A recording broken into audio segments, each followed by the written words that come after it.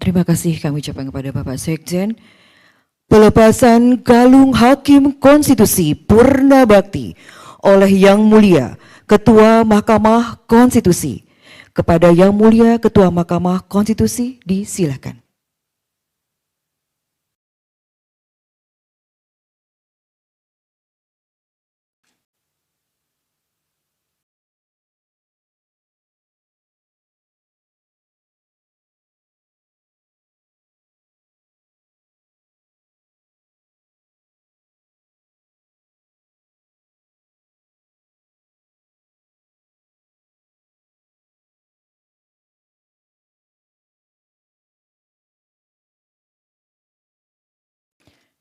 Kepada Yang Mulia kami silakan untuk kembali ke tempat.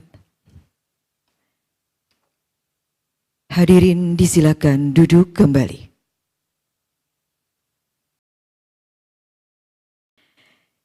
Yang Mulia, Bapak Ibu serta hadirin undangan lainnya. Selanjutnya marilah kita saksikan bersama penayangan video pengabdian Hakim Konstitusi Purna Bakti Profesor Dr. Arif Hidayat. Marilah kita saksikan bersama.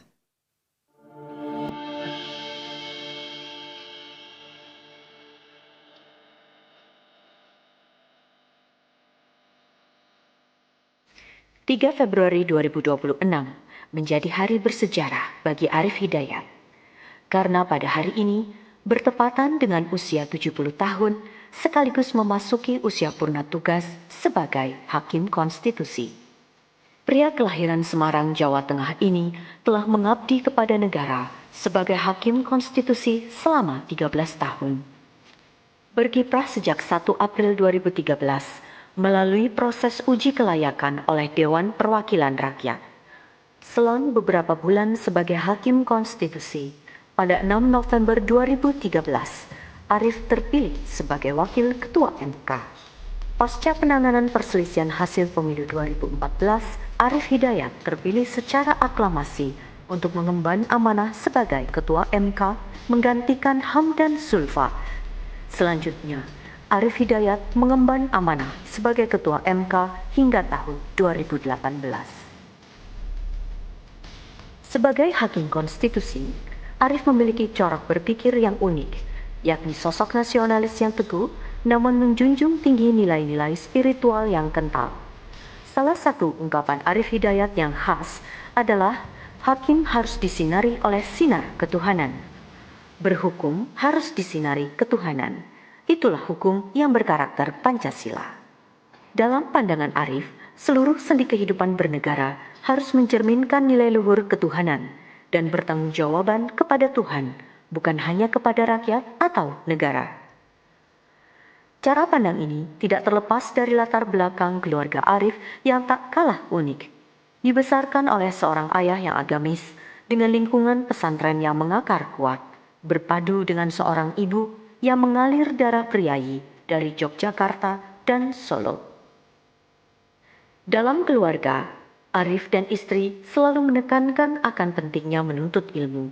Diskusi literasi antar anggota keluarga telah menjadi tradisi ilmiah yang acap kali dilakukan. Hal ini telah mendorong sang istri meraih gelar akademik tertinggi sebagai guru besar dan anak-anak meraih gelar doktor. Arif, yang dikenal sebagai sosok humoris namun tegas dalam bersikap, telah banyak memberikan pengaruh positif pada berbagai hal di Mahkamah Konstitusi. Tak hanya mewarnai ragam pemikiran dalam pertimbangan hukum pada banyak putusan, Arif juga berhasil membuat MK tidak hanya berperan pada tataran nasional, akan tetapi juga meningkatkan eksistensi MK Indonesia di kancah internasional. Selama menjabat sebagai Ketua MK, Arif Hidayat melanjutkan amanah kepemimpinan MK Indonesia sebagai Presiden AACC. Selain itu, kepemimpinan Arif juga memberikan pengaruh besar terhadap perjalanan AACC. Sejalan dengan pandangan Bung Karno mengenai pentingnya hubungan negara-negara Asia Afrika, Arif berhasil menggagas dan menginisiasi kerjasama antara AACC dan CCCA yang akhirnya terwujud pada tahun 2017. Sebuah ungkapan menyatakan, Peristiwa datang silih berganti, waktu pun tak kunjung berhenti. Melalui tulisan, maka peristiwa akan menjadi abadi.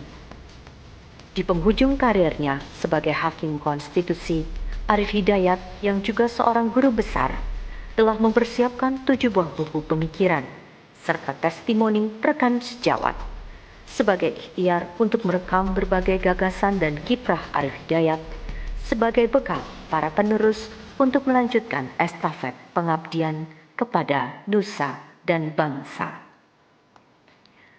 Selamat memasuki masa purna tugas Hakim Konstitusi Arief Hidayat. Tetaplah menjadi sosok yang bijak serta menebar kebaikan bagi sesama.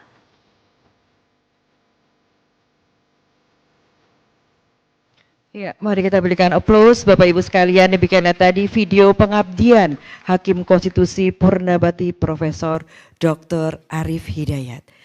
Baik Bapak Ibu sekalian, marilah kita memasuki acara kesan dan pesan yang akan disampaikan oleh Hakim Konstitusi Purnabakti yang mulia Profesor Dr. Arief Hidayat SHMS. Kami silakan.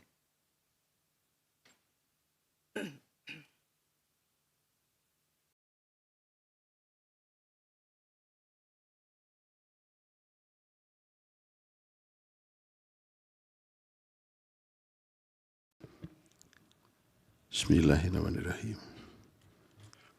Assalamualaikum warahmatullahi wabarakatuh. Salam sejahtera bagi kita semua. Om Swastiastu, Namo Buddhaya, salam kebajikan dan rahayu. Yang sangat saya hormati, yang mulia Bapak Ketua Mahkamah Konstitusi, Bapak Dr. Haji Soehartojo, beserta Ibu, yang mulia Bapak Wakil Ketua Mahkamah Konstitusi, Bapak Profesor Saldi Isra yang mulia, beserta Ibu, yang mulia Hakim Konstitusi, Ibu Profesor Eni Nurbaningsih, beserta Bapak yang sangat saya hormati, yang mulia Bapak Dr. Daniel Smith, Vivoy, dan Ibu yang sangat saya hormati, yang mulia Bapak Ridwan Mansur, serta Ibu yang sangat saya hormati, yang mulia Bapak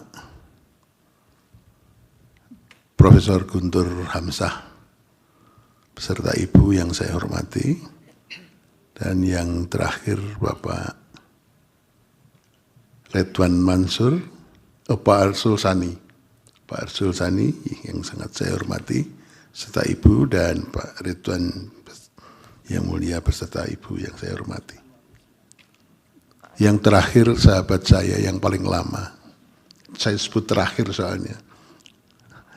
Ini orang-orang tua yang sudah tidak berguna lagi di mahkamah untuk segera memasuki usia pensiun. Yang mulia Bapak Profesor Dr. Anwar Usman, beserta Ibu, kalau ada yang sangat saya hormati. Kenapa Prof. Anwar saya sebut terakhir? Karena ini teman lama, jadi saya paling lama beserta beliau. Dan saya teringat pada awal menjadi hakim konstitusi, itu saya tidak bercita-cita untuk jadi pimpinan di sini, tapi waktu itu Prof. Anwar dan Prof. Haryono yang datang ke ruang saya, Prof. Arief supaya mau dicalonkan untuk menjadi wakil ketua Mahkamah Konstitusi. Berkali-kali beliau datang, akhirnya saya, ya karena ini amanah dari Pak Haryono, itu guru saya waktu S2 di UNER, kemudian juga dari Ustadz dari Bima yang mendorong, ya akhirnya saya bersedia untuk jadi pimpinan di Mahkamah Konstitusi. Bapak Ketua, Bapak para hakim dan Ibu, serta Bapak Ibu sekalian yang hadir, termasuk Bapak Sekjen, Bapak Panitra, pada kesempatan yang berbahagia ini, saya mempunyai kesan yang luar biasa di mahkamah ini. Jadi pengalaman saya sebetulnya lebih banyak di perguruan tinggi sebagai dosen, tetapi dinamika kehidupan yang luar biasa itu terjadi di Mahkamah Konstitusi. Mulai dari dinamika yang sifatnya membanggakan, dinamika yang menyenangkan, dan dinamika dengan penuh kesedihan dan kepiluan juga terjadi di Mahkamah Konstitusi ini. Semuanya telah terlewati dalam waktu 13 tahun. Saya merasakan begini, ternyata manusia itu ada batasnya. Batas hidup, batas jabatan, batas karier, dan batas apapun juga. Manusia selalu ada batasnya. Oleh karena itu, saya sebagai orang yang paling tua di ruangan ini, kalau tidak salah sekarang ini, saya berpesan pada adik-adik bahwa manusia itu ada batasnya. Kita harus menyadari bahwa semuanya ada batasnya. Baik batas-batas usia maupun batas-batas jabatan, karier, dan batas mempunyai apapun itu ada batasnya. Oleh karena itu kita harus ikhlas, legowo, bisa menerima batas-batas itu. Saya tidak merasa bahwa saya akan berpisah dengan Bapak Ibu sekalian, para yang mulia, karena keberadaan kita selalu harus diingat dengan baik. Dan saya merasakan menyelesaikan 13 tahun di mahkamah, saya merasa saya sudah melakukan yang terbaik selama yang saya lakukan selama 13 tahun ini, di mana saya semua sudah kita lakukan. Saya pernah menjadi anggota, kemudian menjadi wakil, menjadi ketua terpilih secara aklamasi 2 kali, dan kemudian menjadi anggota kembali. Itu bagi saya tidak ada bedanya, karena kita masih tetap bisa melakukan pengabdian sebaik-baiknya kepada mahkamah, kepada lembaga ini, kepada negara dan bangsa. Kemudian yang berikutnya yang perlu saya sampaikan, bahwa di usia yang semakin tua, itu sebetulnya hanya fisik saja yang kita agak berkurang. Itu saya tunjukkan pada waktu saya awal masuk di Mahkamah Konstitusi, keluar masuk ruang sidang dengan naik tangga itu enggak goyah. Kalau sekarang sudah mulai goyah.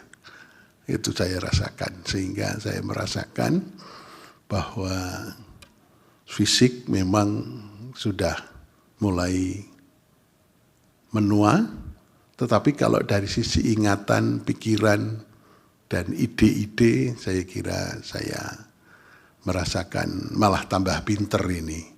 Saya selama 13 tahun di Mahkamah Konstitusi merasa tambah pintar karena saya bergaul dengan para yang mulia, bergaul pada staf ahli atau staf di Mahkamah Konstitusi yang sumber dayanya luar biasa, yang mampu membantu kita dengan sebaik-baiknya. Dan kemudian saya juga merasa bergaul banyak dengan para ahli yang meliputi berbagai bidang dalam keseharian sidang-sidang. Oleh karena itu terjadi selama 13 tahun lonjakan ilmu pengetahuan, lonjakan kebijakan, lonjakan hal-hal yang menuju ke arah kebaikan. Banyak contoh-contoh yang saya mendapatkan dari berbagai sumber yang saya peroleh selama 13 tahun ini. Dan saya sekali lagi, karena saya sudah merasakan bahwa hidup ada batasnya, saya tidak merasa sedih meninggalkan mahkamah, tapi saya akan merasa sedih kalau mahkamah ini kemudian teraniaya dan mahkamah ini tidak bisa berdiri tegak menegakkan hukum, konstitusi, dan ideologi bangsa. Sekali lagi saya pada kesempatan yang berbahagia ini mohon maaf pada para yang mulia, para ibu, bapak yang mendampingi yang mulia, atau kepada seluruh staf yang ada di mahkamah ini, apabila selama 13 tahun ada hal-hal yang tidak berkenan, karena saya orangnya memang sejak dulu, kalau lihat foto-foto tadi, waktu zaman saya SMA itu preman kampus, itu makanya saya enggak ngomong juga seenaknya sendiri. Dan yang terakhir itu saya juga harus mohon maaf pada yang mulia Pak Daniel, karena Ibu Daniel saya mohon maaf, karena kalau RPH saya sering berguru secara kelewat dengan Pak Daniel. Kali saya waktu itu saya juga sampai mengatakan begini, yang terakhir saya sangat ini Pak Ibu Daniel marah enggak ya? Saya pikir-pikir sampai 2 hari enggak bisa tidur, karena saya mengatakan waktu Pak Daniel usianya 60, ya Pak Daniel ulang tahun 60 kemarin ya. Saya bilang sama Bu Daniel, Pak Daniel itu harus diawasi, karena nakalnya laki-laki itu setelah usia 60 itu. Nah ini saya merasa, waduh ini nanti kalau menjadi pikirannya Bu Daniel, padahal Pak Daniel selama ini baik seperti pendeta, setelah usia 60 nanti nggak tahu kayak apa itu. Padahal sebetulnya nggak begitu Ibu, 60 itu sudah tidak berdaya. Jadi harus berpikiran tenang, nggak ada masalah. Dan nggak tahu kecuali Prof. Guntur. Tapi saya tahu Prof. Guntur karena sejak muda, Prof. Guntur itu juga sahabat saya sejak kita pernah bekerja sama pada waktu itu saya menjadi ketua tim penyusun silabi S2 nasional. Kemudian saya minta pada Prof. Aswanto, saya sudah menjadi ketuanya, berasal dari Indonesia bagian Barat. Saya mohon untuk bisa didampingi sekretaris dari Indonesia Timur. Nah, Prof. Aswanto menyodorkan nama Prof. Guntur yang pada waktu itu adalah wakil pembantu dekan bidang akademik atau pembantu dekan 1 dari Universitas Hasanuddin. Kemudian kita sering bekerja sama. Akhirnya pada waktu MK membentuk Pusdik Pancasila dan Konstitusi, membutuhkan pejabat, saya mengusulkan pada Pak Mahfud MD dan Pak Janet, itu Prof. Guntur bisa maju ke Jakarta. Tapi Prof. Ida ya? Oh, Prof. Ria, selama di Jakarta meskipun bisa saya awasi terus, keaman-aman saja beliau ini. Ya. Dan kemudian pada waktu kita membutuhkan sekjen, saya juga menyampaikan pada Presiden dan Wakil Presiden, Prof. Guntur dibutuhkan untuk menjadi sekjen, akhirnya jadi sekjen. Jadi kariernya Prof. Guntur paling lama malah di Mahkamah Konstitusi, mulai dari Kapusdik sampai kemudian sekjen dan sekarang menjadi hakim. Oleh karena itu beliau termasuk orang yang lama yang berpengalaman di sini. Kemudian yang terakhir saya sampaikan, ini tadi sebelum saya turun, saya ditemui sahabat saya, Datuk Ilhamdi, bapaknya Ibu Leslie. Datang ke tempat saya khusus kita berdoa bersama untuk mendoakan bukan mendoakan pribadi masing-masing, tapi mendoakan negara Republik Indonesia ini supaya baik-baik saja untuk kepentingan anak cucu kita. Tetapi ada pesan yang terakhir yang saya tergelitik, Prof. Arif kan juga bapaknya Prof. Saldi, tolong kalau nakal itu diberitahu Prof. Saldi. Kelihatannya Prof. Saldi mungkin kalau di rumah agak nakal ini. Itu. Jadi tadi Pak Datuk itu sahabat saya sejak dulu, saya kenalnya sudah 30 tahun lebih. Sebelum saya kenal Prof. Saldi, itu saya sudah bersahabat baik dengan Datuk Ilhamdi, bapaknya Ibu Leslie, tadi pesan kepada saya begitu. Dan beliau datang dari Padang khusus untuk memberikan doa kepada saya, karena saya telah memasuki Purna Bakti, baik sebagai Hakim Konstitusi di usia 70 maupun Purna Bakti sebagai Hakim Guru Besar di Fakultas Hukum Universitas Diponegoro. Dan saya merasa Semuanya bagi saya indah, meskipun kadang-kadang ada hal-hal yang tidak indah pada waktu kita bergaul bersama selama 13 tahun. Tapi saya merasa banyak indahnya daripada tidaknya selama di Mahkamah Konstitusi. Maka pada kesempatan ini saya titip kepada para staf, tetaplah bisa mensupport para hakim dengan sebaik-baiknya, tunjukkan kualitasnya, karena saya merasa bersama Prof. Guntur ini yang mampu untuk mengembangkan ya Prof secara akademik, para staf bisa sekolah S2, S3, dan ternyata luar biasa staf di Mahkamah Konstitusi. Kemudian tadi juga terpampang sedikit bagaimana saya dibantu beberapa tim sehingga mampu untuk memperkenalkan Indonesia di forum internasional. Saya nggak bayangkan sama sekali orang guru besar dari Semarang bisa berkiprah baik di tingkat nasional maupun di tingkat internasional. Sekali lagi saya mohon maaf, dan pada kesempatan yang terakhir saya terima kasih pada istri saya yang selalu mendampingi saya. Mungkin kalau saya tidak didampingi di Jakarta, saya bisa kawin lagi. Tapi karena istri saya selalu mengikuti saya terus, ya saya terpaksa menjadi baik. Menjadi baik karena apa? Karena selalu didampingi. Dan kebetulan Tuhan mengatur, anak saya sudah besar-besar dan sudah meningkat, sehingga istri saya bisa selamanya berada di Jakarta mendampingi saya. Sehingga saya terborgol dengan cinta yang luar biasa.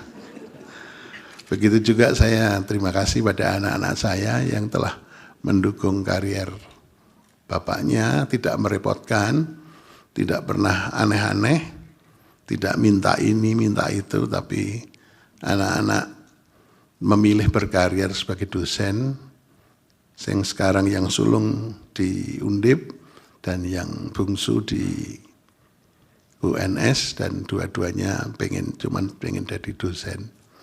Tapi saya sebetulnya pengen anak saya bisa jadi wakil presiden atau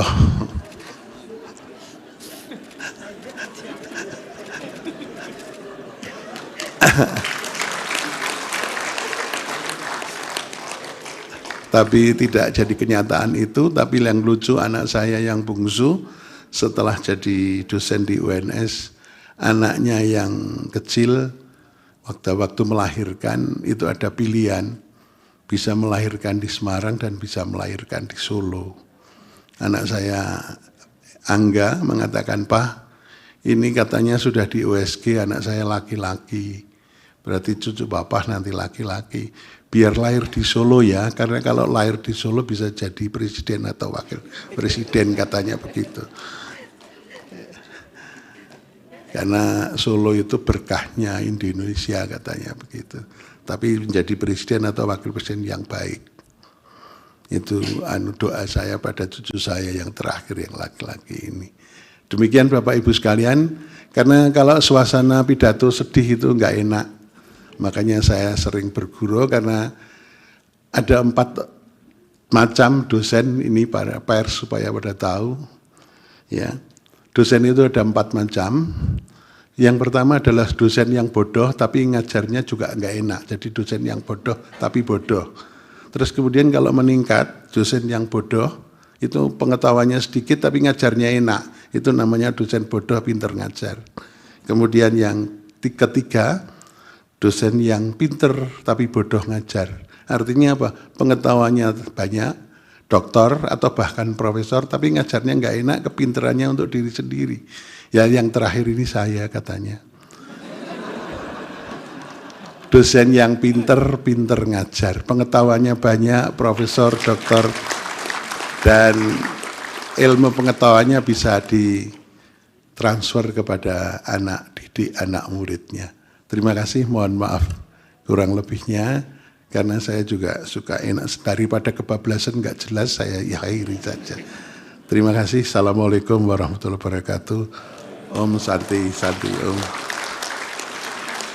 Yang terakhir begini, kalau naik mimbar dari sini, turunnya dari sini supaya kariernya mengalir.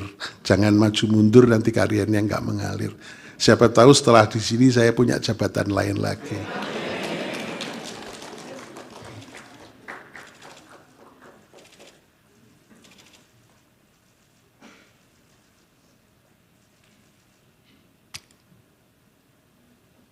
Terima kasih Yang Mulia Prof. Arief atas penyampaian kesan dan pesan